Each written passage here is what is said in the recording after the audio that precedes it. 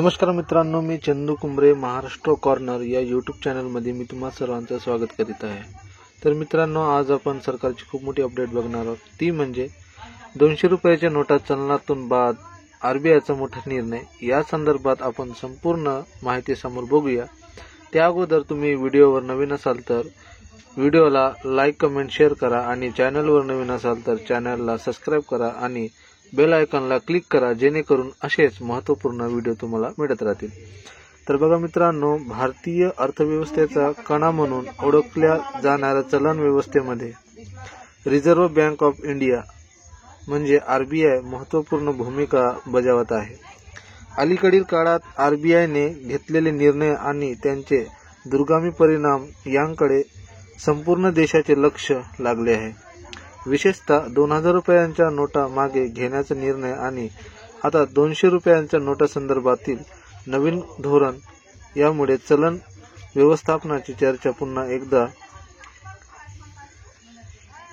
ऐरणीवर आली आहे। तर बघा मित्रांनो, 2000 रुपयांच्या नोटांचा प्रश्न अजूनही कायम आहे। गेल्या वर्षी आरबीआयने या नोटा चलनातून मागे घेण्याचा ऐतिहासिक निर्णय घेतला। या निर्णयामागे काळा पैसा नियंत्रित करणे, डिजिटल व्यवहारांना प्रोत्साहन देणे आणि चलन व्यवस्थेचे सुयोग्य व्यवस्थापन करणे हे प्रमुख उद्दिष्ट होते।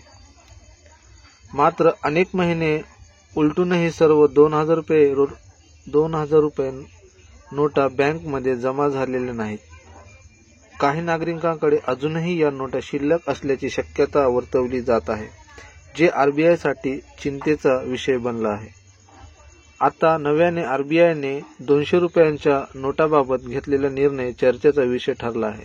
या निर्णयानुसार 135 कोटी रुपयांच्या 200 रुपयाच्या नोटा बँकांकडून मागवण्यात येणार आहेत। या निर्णयामुळे अनेकांच्या मनात 2000 रुपयांच्या नोटा सारखीच ही प्रक्रिया असेल का अशी शंका निर्माण झाली आहे। मात्र आरबीआयने स्पष्ट केले आहे की हा निर्णय नोटा बंद करण्यासाठी नसून केवळ खराब झालेल्या नोटा बदलण्यासाठी आहे। चलन व्यवस्थापनात नोटांची गुणवत्ता राखणे हा महत्त्वाचा भाग आहे। दैनंदिन वापरामुळे नोटा फाटणे, त्यांचा रंग उडणे किंवा अन्य प्रकारे खराब होणे हे नैसर्गिक आहे। अशा नोटा व्यवहारांसाठी अयोग्य ठरतात आणि त्या बदलणे आवश्यक असते। याच कारणास्तव आरबीआयने हा निर्णय घेतला आहे। गेल्या 6 महिन्यात विविध मूल्यांची नोटांची तपासणी करून खराब नोटा शोधण्यात आल्या आहेत। केवळ मोठ्या मूल्यांच्या नोटांपुरतीच ही मोहीम मर्यादित नाही। 10 रुपयांच्या 230 कोटी रुपयांच्या नोटा व 20 रुपयांच्या 139 कोटी रुपयांच्या नोटा आणि 50 रुपयांचे 190 कोटी रुपयांच्या नोटा बाजारातून मागवण्यात आल्या आहेत। विशेष म्हणजे 100 रुपयांच्या नोटांचा वापर मोठ्या प्रमाणावर होत असल्याने 600 कोटी रुपयांच्या 100 रुपयांच्या नोटाही परत मागवण्यात आल्या आहेत।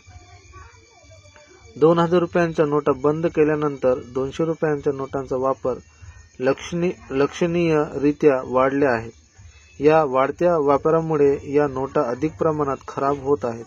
बँकिंग क्षेत्रातील तज्ञांच्या मते 200 रुपयांच्या नोटांचा वापर दैनंदिन व्यवहारामध्ये मोठ्या प्रमाणात होत असल्याने त्या लवकर खराब होतात आणि म्हणूनच आरबीआयला त्या मागे घ्यावा लागत आहे।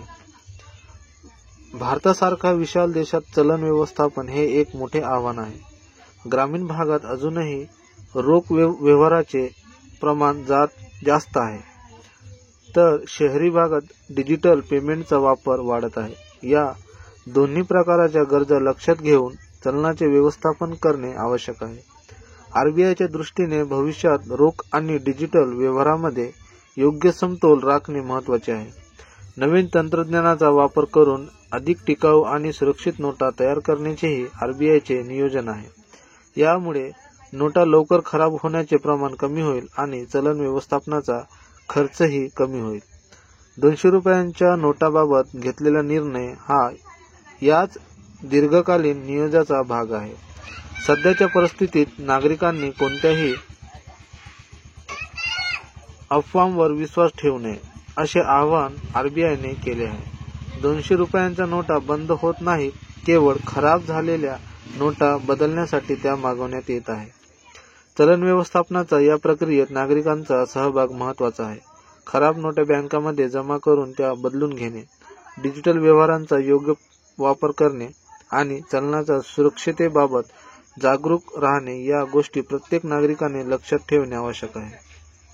तर मित्रांनो, ही माहिती तुम्हाला आवडली असेल तर व्हिडिओला लाईक, कमेंट, शेअर करा आणि तुम्ही असेच महत्त्वपूर्ण व्हिडिओ तुम्हाला मिळण्यासाठी चॅनलला सबस्क्राईब करा आणि बेल आयकॉनला क्लिक करा, जेणेकरून असेच सरकारचे महत्त्वपूर्ण माहिती तुम्हाला मिळत राहतील।